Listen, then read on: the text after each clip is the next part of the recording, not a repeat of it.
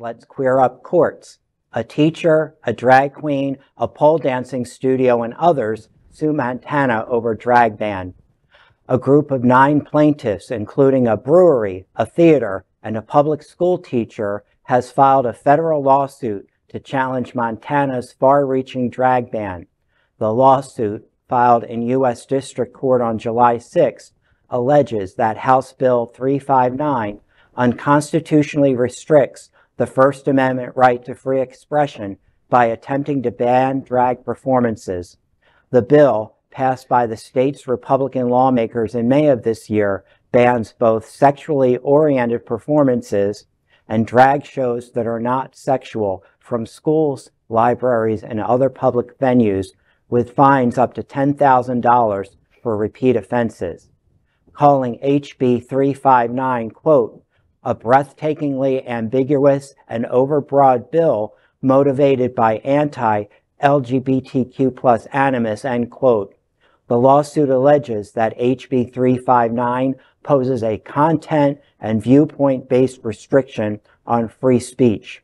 The plaintiffs argue that the law threatens teachers, artists, small businesses, and cultural and scientific institutions, many of whom aren't connected to drag in any traditional sense.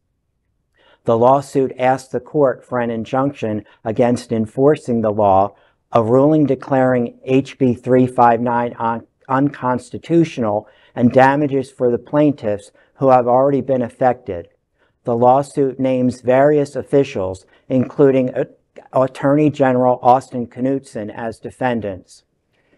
I gotta say, that headline and it sounds like the opening line to a joke. Sure does. A pole dancer, a teacher, and a drag queen walk into a courtroom. But, you know, what I'm happy to see is that, because presumably, you know, I hear, you know, while there are gay-owned breweries, and I want to find them all, because I want to support a gay brewery, but, you know,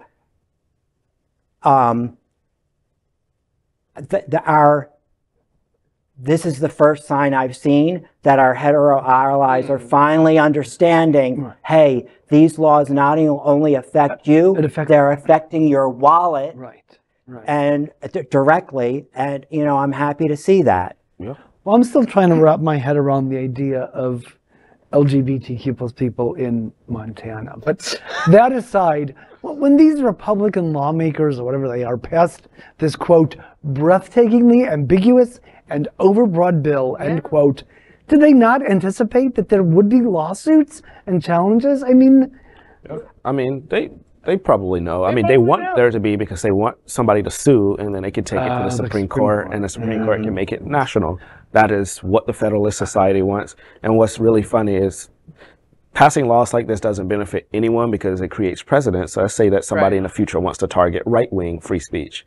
Then now we have precedent to go after right-wing free speech. Right. So that's why you should always leave it alone. It also buys them time, right? Like, that is so many of these laws they know are not going to, you know, stand any kind of judicial challenge. But in the meantime, they get a lot of votes, they get a lot of support. And, like, you know, whether it's a baker or a candlestick maker or whatever, of course, these laws are undemocratic and they affect each and every single one of us. And I love when we all stand together, though. I mean, that is, I know that there can be problems with bringing precedent and establishing precedent because it can create other, but in the other way, it's like, what do you do? Not fight it? Like, I mean, and well, the interesting thing is, in the original source article we all got, it talked about, and somebody may have to help my aging memory, but it talked about that the recently overturned Tennessee law. Right. So, I mean, there's that.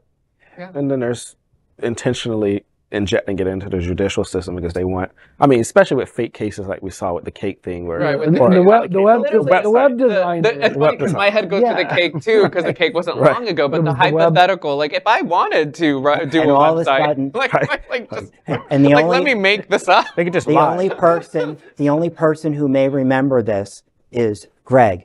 Lily Tomlin on Laugh-In. Would you please shut up about the cake? Stop talking about the cake. Exactly. Love cake.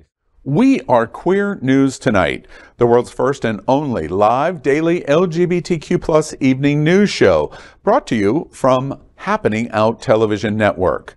We operate in the same model of PBS and NPR, but for the LGBTQ+ community. We educate, inform, and entertain by supporting the 10 pillars of our LGBTQ+ community, with more than 100,000 a week watching us on Roku, Apple Television, and other channels. To keep the story going, we accept donations with 100% transparency. Stay updated and live authentically with Queer News Tonight.